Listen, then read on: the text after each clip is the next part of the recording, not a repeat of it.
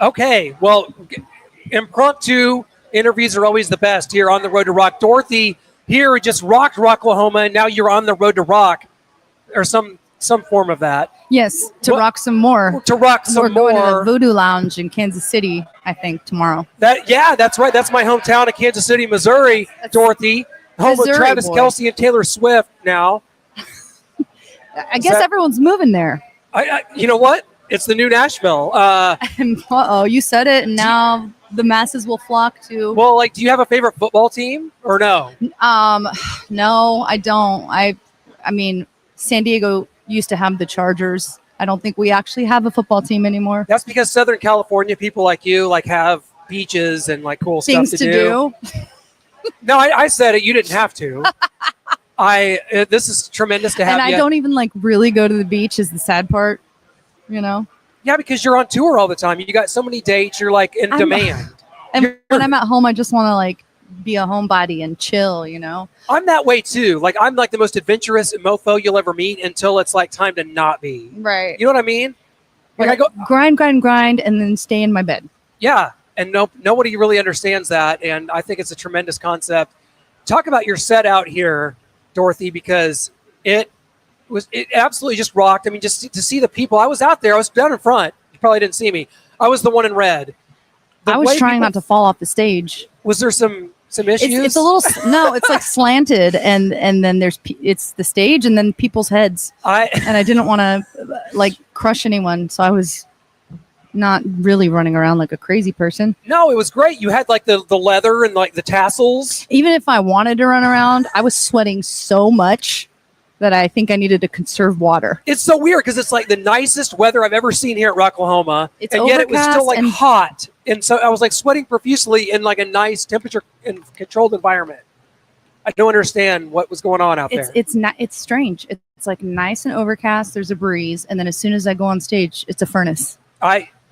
That's just rock and roll. I mean, there's 25, 30,000 people out here today. To be able to be on the main stage, like, what does that just mean to you as an artist? It's been, awesome. 12 years in the making-ish. It's awesome to be on the main stage. definitely 11 years. Wow. To be exact. It was very rock and roll. I will say that, very rock and roll. I'm very excited about Nita Strauss and Alice Cooper and Manson. Back to back, by the way. Like, that's something that was just like made up in a fairy tale for me, and now I get to live it. I just went and saw Alice Cooper a couple nights ago in Omaha, and you know what they play? They play, like, Alice loves to like throw bone. He likes to play. Lets the band members like have their moments. Like, so they're playing like Ryan Roxy's solo very stuff, theatrical, and they're playing. I mean, before they come on, I'm talking about they're playing like Ryan Roxy's solo stuff. And they're playing Nita Strauss's solo album. Oh, you mean the walk, like the pre-show music? Yeah, because you gotta help your friends. That is amazing. I do that too. Like, if I love someone or I have a friend that put out a record or something, I'll play it for the audience that's waiting.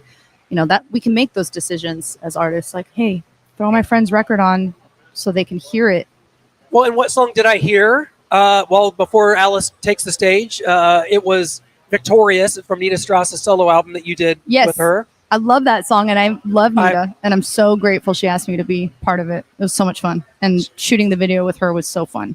I love rock and roll, and it doesn't matter to me. But there is something about this era of female rockers, and I hate to. It's like very simplistic to throw you into this category. Hey, female rocker here. I am. Yet, like this, last year, Royal Lynn was here. Amazing. You see what Nita's done with Demi Lovato and with Alice Cooper and with the Iron Maidens and you. Devora is another one that out there that's just like absolutely amazing. So, I mean, how does it feel to just be like, I don't know, like carrying the flag, let's just say? It feels good. I mean, I'm so grateful that I get to do music for a living. That's crazy. And I try not to box myself into just rock and roll. I love what Jelly Roll's done. Yeah, his song "Hard Fought Hallelujah" with Brandon Lake. If you have not heard that song, it makes me literally ugly cry. It's a great song, and it's a praise and worship song, but it kind of sounds like an unplugged country song at the same time. And it's got a rock edge to it.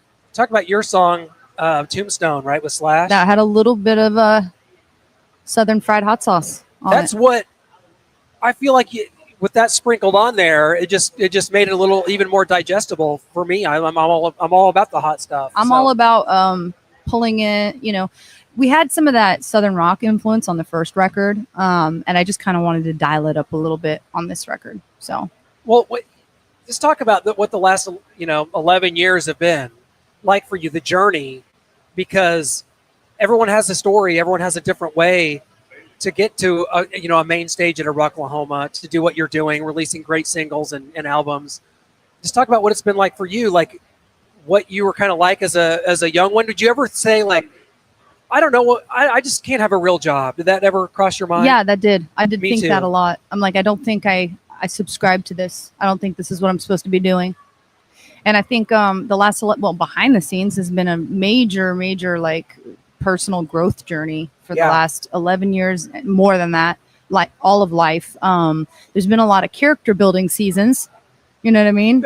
I've been humbled and many times, and I'm just grateful, to be here and be alive and doing music for my job. Do you are you someone that likes the road? Do you like random hotels? Do you like Marriott breakfast? Do you like It's hard on the body. It can be hard on the body. It's waking up in a different city, but I love getting to go out and go for a jog on a random river walk or a museum or a downtown area or whatever, and see these different towns and be a tourist. And that part's really cool. We had a hailstorm up here last year. Had a great set in between a tornado. That was a big part of your kind of beginnings. Yes, it was. Right? It was opening for Hailstorm. Yeah, we went on. My first tour was with Miguel, and then Hailstorm asked us out on the road, and their fans are absolutely incredible, and that was huge for us. So I've always been very grateful to Lizzie for that.